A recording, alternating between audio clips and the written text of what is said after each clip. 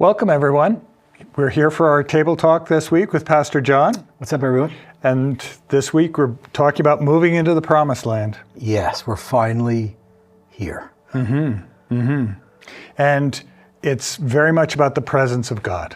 Yeah, it's for you who are able to watch the sermon. If you weren't able to, please go back and watch it. But at the epicenter of everything is the Ark of the Covenant. And Moses used to have this old saying in Numbers, when the Ark would move, he'd say, "Rise up, O God, may your enemies be scattered." And some of us generationally would remember songs connected to that.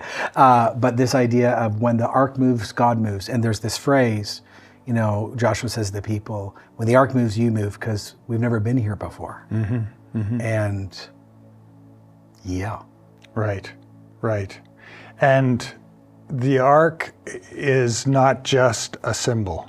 Yeah, I mean, in itself, there's nothing magical about it, but it is a dedicated place of God's presence and conduited power, maybe you want to say it like that. And it's his throne on earth of his invisible presence. And so, the language we use, guaranteed place of encounter, it was the guaranteed place of encounter in ancient times. And so, it was like a profound space to be in and around.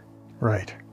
And so it's going to be used at the head of the people of Israel, but then it's going to be something they pass around and have to pass around very carefully. Yeah, so it goes, the story goes, right, the priests go in and we saw a raging river in the sermon and how out of control it was, and then you walk in and the people can't be within a half a mile of God's presence, because if they get close, they'll die.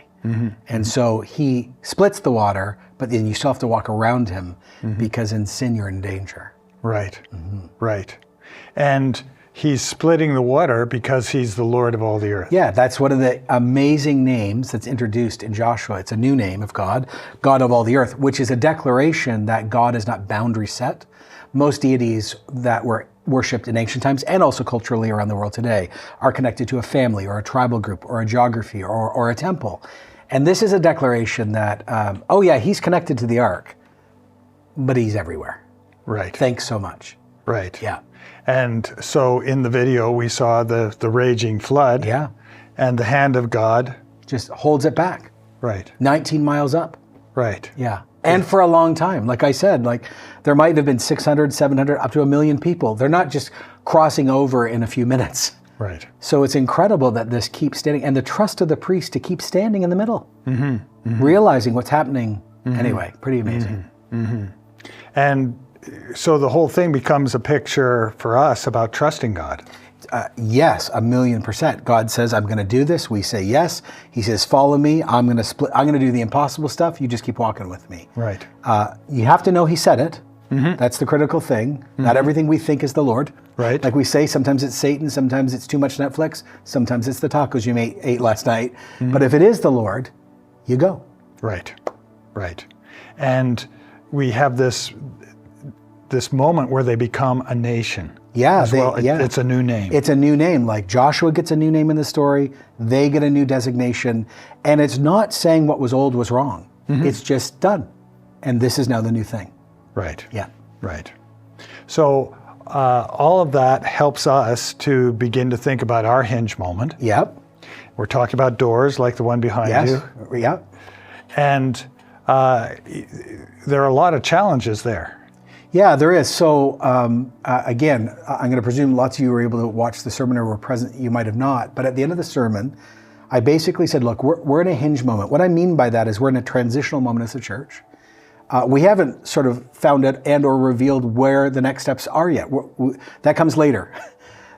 But what I challenged the whole church to do physically, because we had doors set up right at all the sites, is to stand up and say to God, wherever you choose to take me, my family, or this church, I'll follow you. And it's an act of trust. And so I asked the church to physically vow-like demonstrate that we'll obey. And I said, if you're at home and you weren't there are lots of doors in your house. Just walk through a door. And you might be at a connect group and you didn't do this. And you need to do this in your connect group through a kitchen door or a hallway door. And it's not always saying, by the way, just to clarify, this is not saying I walk through the door so I must stay at this church. This is saying to the Lord, I'll obey you when you say what to do. Right. Right. And it's not just a casual thing where we can say, let's walk through the door. No. It's something where we've learned something about God, and we need to have a very humble approach as we walk through the door. Yeah, this is not some, play activity at church. We're inviting people to say to the Lord, basically, I'll put it a different way. I don't own my life. I don't own my kids. I don't own my wife. She's like, you sure don't, right? I don't own my home. I don't own my finances. I don't own my reputation. I don't own my health. I don't own my job. I don't own anything. I can try owning it, but the Lord owns it. Right. And so I'm just saying to the Lord, listen, since you own everything and you're trustworthy and you're good, when you say go somewhere, I'm just going to obey. Right. And all of this needs to be bathed in prayer. Yeah, 100%. And I think there's two directions. You don't need to pray about, oh Lord, should I walk through a door? You're supposed to walk through the door. You're just saying to the Lord, I'll obey you. But then in this passage specifically, the priests sort of stand in the middle of the Jordan as people walk by. And that's one of the most vivid expressions of standing in the gap we have in the Bible. It's what people in prayer circles call intercession prayer or travailing prayer. And we see this in the life of Abraham, Moses, Hannah, for example, Elijah, Jesus. And I just think that there needs to be unholy listening from our church to ask if the Lord is asking me to be one of those priests that stands in the river until the new thing is started. Because there's always moments of extreme prayer and standing in the gap prayer before the next move of God. And we should all do that, but I think some will also be assigned. Right. Some will have a gift of intercession. So, not just a gift. Some even who don't have the gift, the Lord will say, stand in the gap anyway. Start saying to me every day, we don't go up until you tell us.